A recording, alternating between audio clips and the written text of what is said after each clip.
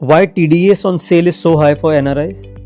Again, as you know, Nikhil mentioned some time back that government के लिए possible नहीं है इनकम टैक्स अथॉरिटीज़ के लिए कि आप अगर लेट्स से आपने कोई अपनी एंसेस्ट्रल प्रॉपर्टी सेल करी इंडिया में, you are a non resident, आप सेल करी, आपने वो फंड्स रिसीव करे और आप जो है इंडिया से बाहर चले गए. Now there is no way for the authorities to recover that money from you, and in case you know you have gifted that money to someone in India, then again that risk increases.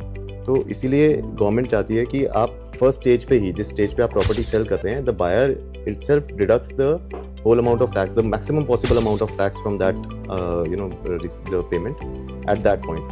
The reporting is also done at that point, तो authorities को ये भी पता चल गया कि ये transaction हुई है, and of course they get the money also.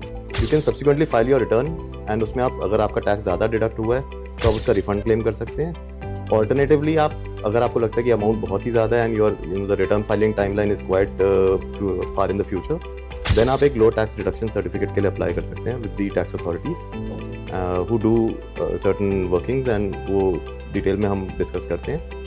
But उस लो टैक्स डिडक्शन सर्टिफिकेट के थ्रू वो बायर को इंस्ट्रक्शन चली जाती है कि आपने कम टैक्स डिडक्ट करना है. So that is one of the possibilities. You can explore either of them.